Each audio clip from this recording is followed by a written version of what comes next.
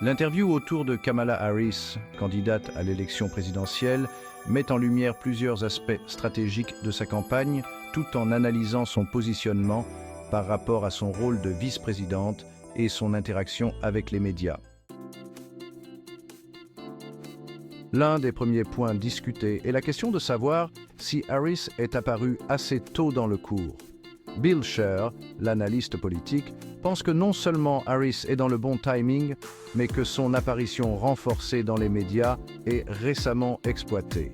Elle a mené une campagne disciplinée, avec peu d'apparitions spontanées ou non scénarisées, mais elle a intensifié sa présence publique ces derniers jours.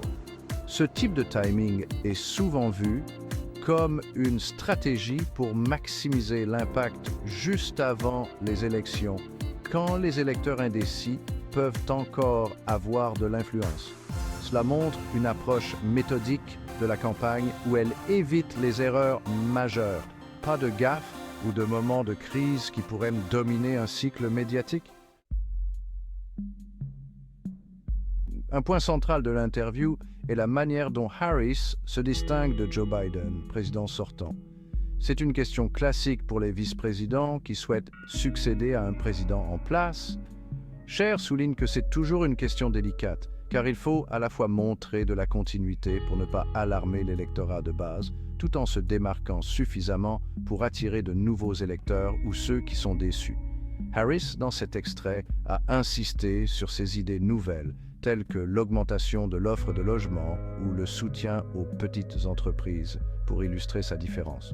Pourtant, selon l'analyste, elle aurait pu répondre plus tôt à cette question pour éviter qu'elle ne revienne sans cesser à 20 jours de l'élection.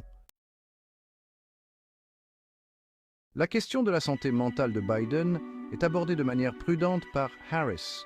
Brett Baier, journaliste de Fox News, tente d'amener Harris à répondre directement aux critiques sur les facultés mentales de Biden, mais elle évite habilement de donner prise à cette ligne d'attaque. Scher explique que c'est une tactique délibérée. Harris refuse de répéter ou de valider une hypothèse qu'elle juge néfaste, une manière de ne pas laisser une citation compromettante être extraite et utilisée contre elle. Cette prudence montre qu'elle est très attentive à la manière dont ses paroles seront perçues et utilisées, surtout dans un contexte où Donald Trump et ses partisans attaquent Biden sur ce terrain. Harris a été invitée sur des changements de position depuis sa première candidature à la présidence en 2019, notamment sur l'immigration. Là encore, elle adopte une stratégie similaire. Elle évite d'expliquer en détail les raisons de ces changements et préfère se concentrer sur ses positions actuelles. Bill Scher souligne que cette méthode, où elle refuse de s'engager dans une justification longue de son évolution, montre une philosophie politique. Si vous expliquez, vous perdez.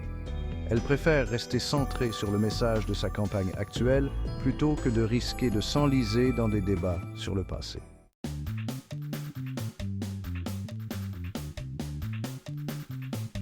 L'un des aspects intéressants de la stratégie de Harris est son recours à des plateformes médiatiques non traditionnelles, comme des podcasts ou des interviews sur Fox News.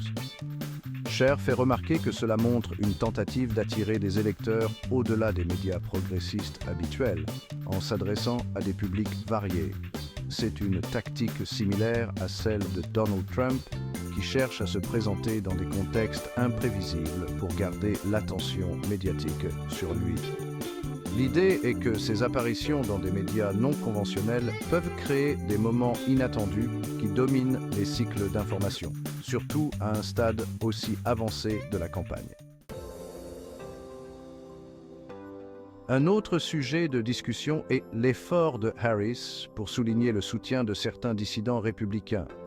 Lors d'une démarche de rassemblement en Pennsylvanie, elle a mis en avant des républicains qui soutiennent sa candidature, une qui, selon Scher, vise à attirer des indépendants ou des électeurs modérés sensibles à un message de bipartisme. Je note que, bien que le nombre de républicains susceptibles de basculer soit faible, ce type de geste peut renforcer l'idée que Harris est ouvert au dialogue et aux solutions pragmatiques. En résumé, l'interview montre une candidate disciplinée qui calcule soigneusement ses prises de parole et sa stratégie médiatique. Kamala Harris cherche à éviter les erreurs tout en se distinguant de Joe Biden, sans pour autant s'aliéner l'électorat démocrate. Elle évite les réponses longues ou détaillées sur ses positions passées, préférant se concentrer sur l'instant présent et sur ses nouvelles propositions. Son recours à des plateformes médiatiques variées et non conventionnelles montre un effort pour toucher un public plus large et gagner les cycles médiatiques.